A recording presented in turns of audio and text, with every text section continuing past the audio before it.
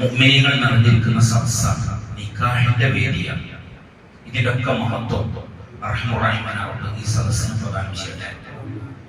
ഇതിന്റെയൊക്കെ മഹത്വം ഇന്ന് പൊതുജീവിതത്തിലേക്ക് പ്രവേശിക്കുന്ന നവവധൂരന്മാർക്ക് റഹ്മുറഹിമാനാവട്ടെ പ്രദാനം ചെയ്യട്ടെ. അല്ലാഹുവിന്റെ ദീനിന് അഹ്ലുസുന്നത്തി വൽ ജമാഅക്ക് കാവൽ നിൽക്കുന്ന സ്വാലിഹീങ്ങളും സ്വാലിഹാത്തുകളുമായ മക്കളെ ഇവർക്ക് അല്ലാഹു ഹിബത്തായി, ദാനമായി, ഔദാര്യമായി കനിഞ്ഞേകട്ടെ. ആമീൻ.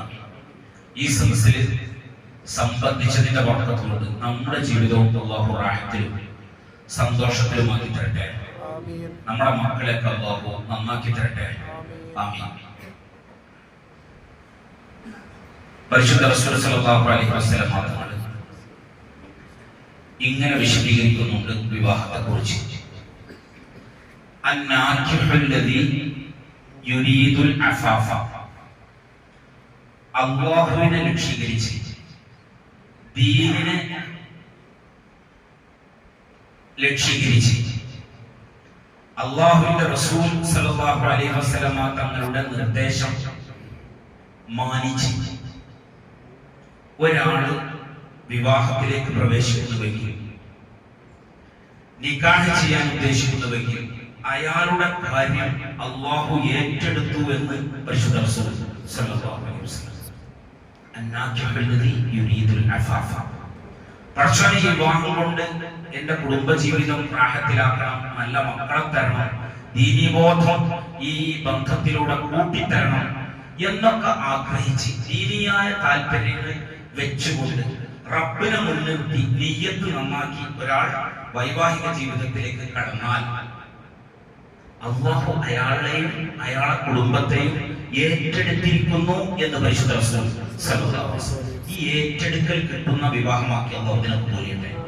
ആമീൻ. അല്ലാഹു ഏറ്റെടുത്തു കഴിഞ്ഞാൽ പിന്നെ ബേജാറില്ലല്ലോ, മക്കളൊന്നാവും, കുടുംബം ഒന്നാവും, എല്ലാം ഉഷാറാവും.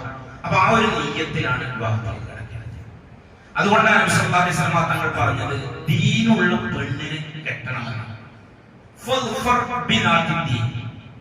ദീനുള്ള പെണ്ണിനെ കെട്ടിക്കഴിഞ്ഞാൽ, വിവാഹം കഴിച്ചു കഴിഞ്ഞാൽ ജീവിതം ഇങ്ങോട്ട് പോന്നു എന്നാണ് പറഞ്ഞത്.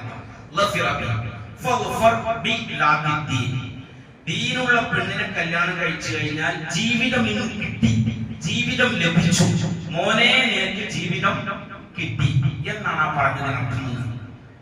മഹാന്മാർ വിശദീകരിക്കുകയാണ്. ദീനല്ല ഫസ്റ്റ് ഓപ്ഷൻ.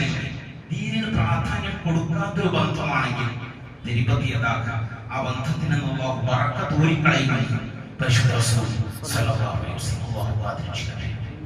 ഏറ്റവും നിർണായകമായ ഒരു സദസ്സാണ് നിക്കാഹിന്റെ സദസ്സ്. എല്ലാവരും എനിക്ക് വേണ്ടി ദുആ ചെയ്യും. ഒരാളെ ദുആ സ്വീകരിക്കപ്പെട്ടാൽ ഈ കുടുംബം കഴിച്ചിട്ടാവും.